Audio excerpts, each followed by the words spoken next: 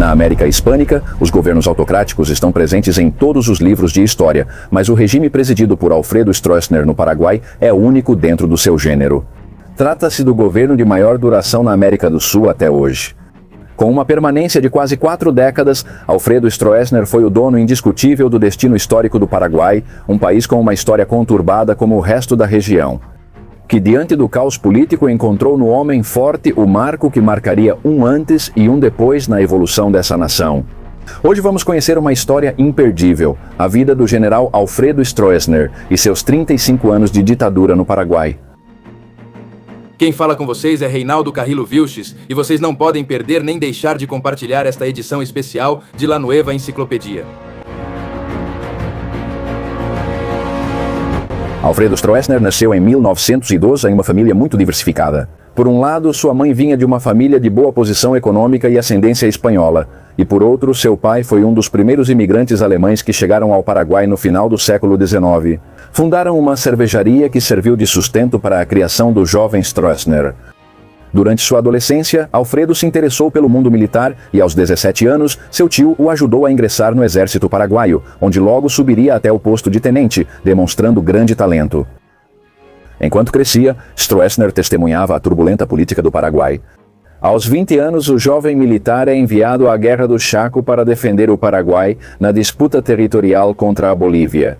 Seu batismo de fogo foi na batalha pela retomada do Fortín Boquerón, que desencadeou uma série de combates sangrentos que se prolongaram por 3 semanas. A guerra terminou em julho de 1935 com 60 mil baixas do lado boliviano e 30 mil baixas do lado paraguaio. O bom desempenho do Paraguai em termos militares acelerou o crescimento de Stroessner no exército, pois nos anos seguintes ele progrediu por toda a hierarquia até se tornar oficial do Estado-Maior em 1945. O Paraguai inicia seu processo de independência no começo do século XIX e sua independência só se formaliza em 1842. Desde então, teve um desenvolvimento semelhante ao de muitos países da região, marcado por guerras externas e internas e por mudanças bruscas de governo que impediam uma estabilidade duradoura, com o tradicional choque entre conservadores e liberais e breves períodos de desenvolvimento econômico. Em 1887 foi fundado o Partido Colorado, que reunia as tendências nacionalistas e conservadoras. Mais tarde, Alfredo Stroessner se juntaria a esse partido. Só em 1924 é que, no Paraguai, se consegue no século XX que 2 governantes consecutivos completem seus mandatos presidenciais sem conflitos. Voltando a Stroessner e a 1935, com o fim da Guerra do Chaco entre Paraguai e Bolívia, inicia-se um período muito conturbado politicamente para o Paraguai. De 1935 a 1954, quando Stroessner assume o poder, o Paraguai teria pelo menos 10 presidentes. Inúmeros golpes, uma ditadura de 8 anos e uma guerra civil que mencionaremos mais adiante, com dezenas de milhares de mortos e exilados. Era o apelo de muitos paraguaios pelo fim das intrigas e trocas de comando. Durante esse tempo, Stroessner também conhece quem seria sua esposa e primeira-dama, a professora Elígia Mora, também lembrada como Elígia Stroessner. Com ela, teve um longo casamento e 3 filhos, mas às escondidas manteve vários casos extraconjugais com diferentes mulheres, tendo cerca de 30 filhos fora do casamento.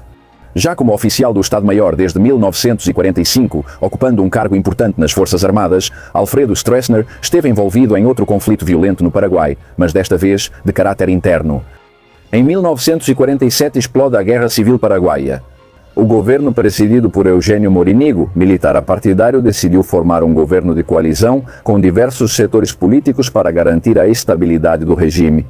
Entre os partidos reunidos na coalizão estava o histórico Partido Colorado, a longeva agremiação política a qual pertencia Alfredo Stroessner. A aliança durou até o afastamento do Partido Concentração Revolucionária Febrerista do governo, que provocou um levante de seus partidários pelo poder.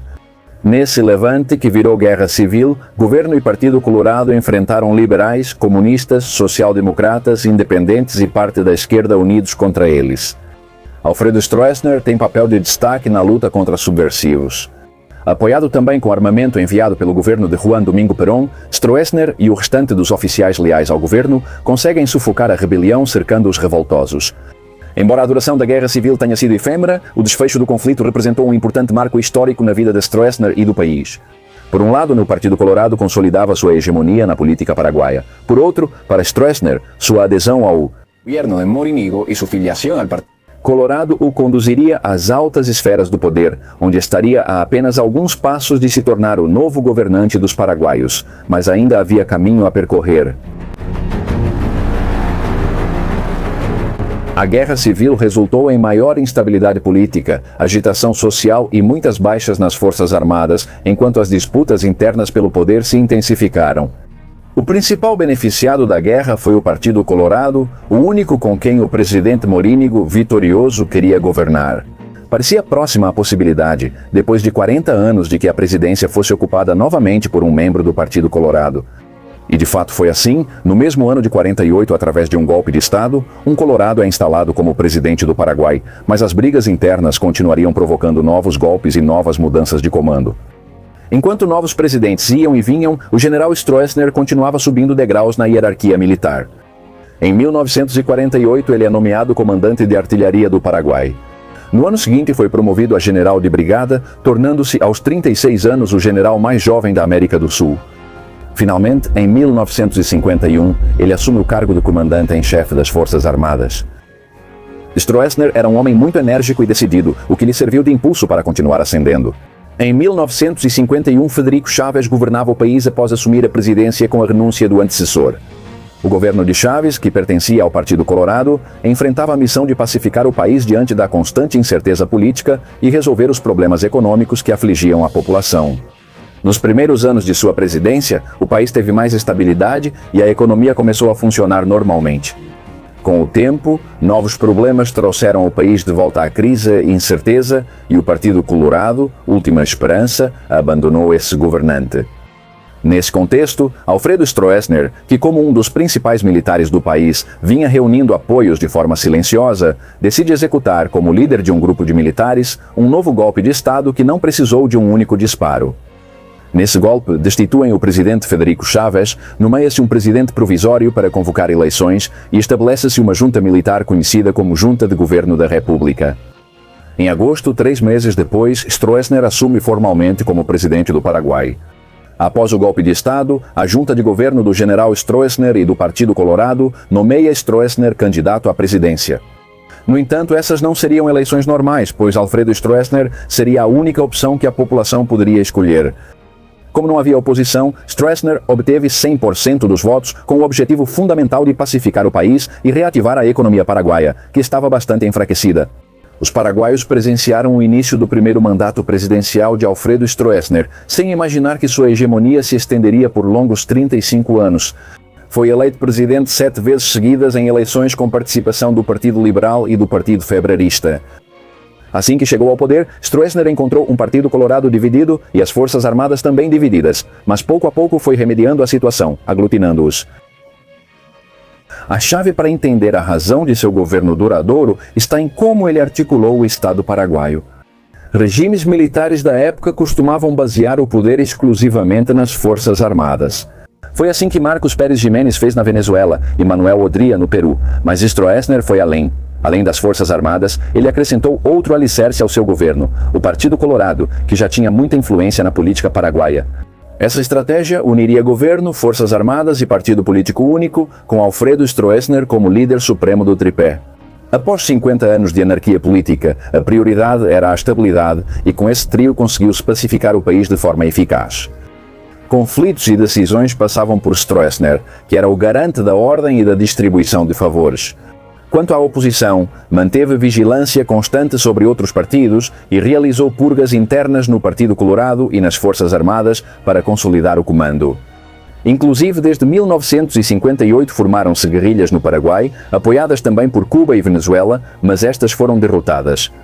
De acordo com a Comissão da Verdade e Justiça, que foi criada após seu longo mandato, durante seu regime houve quase 19 mil vítimas de maus-tratos, 337 desaparecidos e 58 executados, especialmente comunistas e sindicalistas. Calcula-se que mais de 3 mil opositores tiveram de ir para o exílio. Com o tempo, Stroessner ficou mais tolerante com os partidos.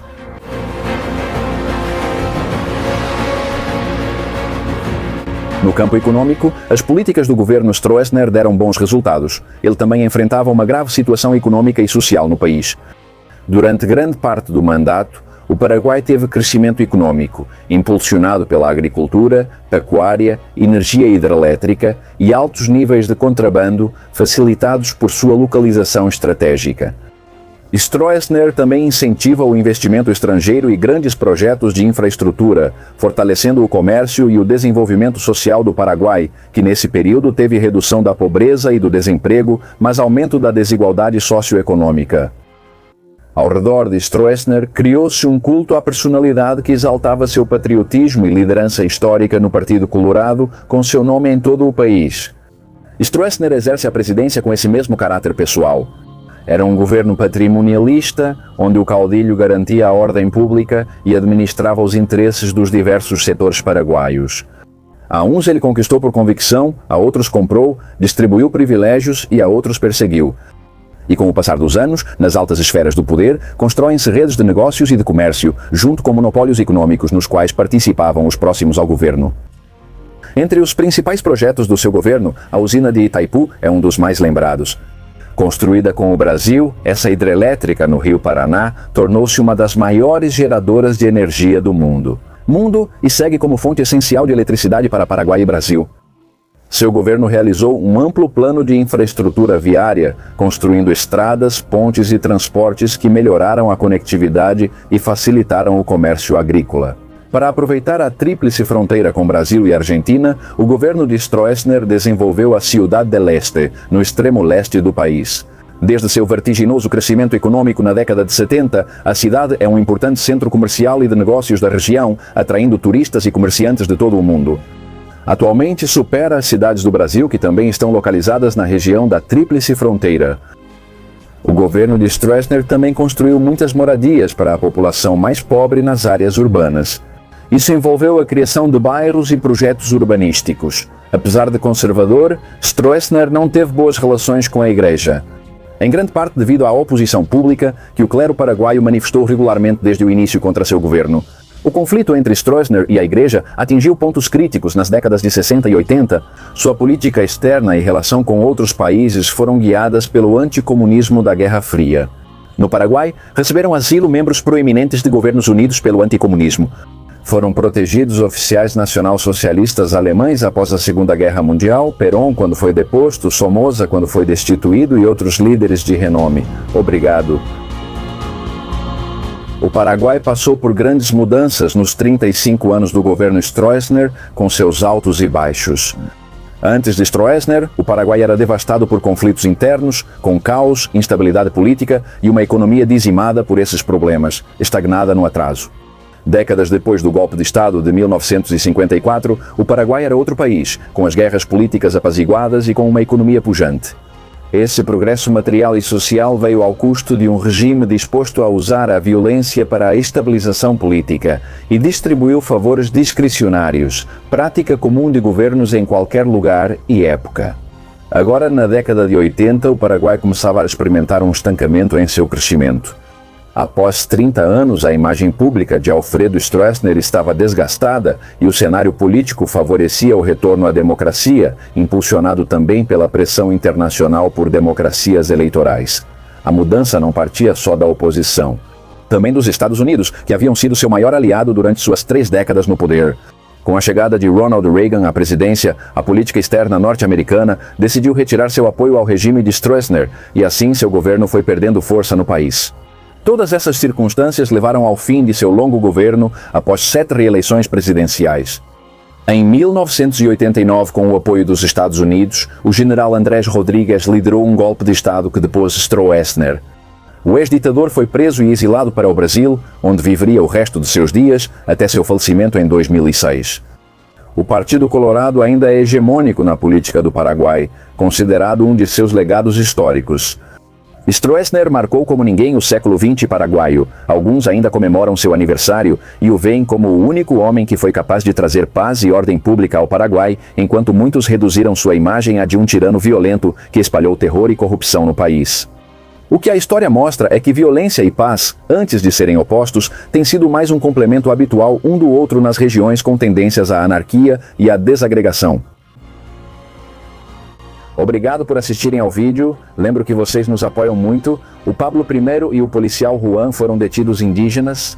Compartilhe o vídeo com seus conhecidos e ative o sino para receber notificações. Quem falou foi Reinaldo Carrillo Vilches. Isto é La Nueva Enciclopedia. Como sempre, agradecemos todo o seu apoio e muitas bênçãos para todos.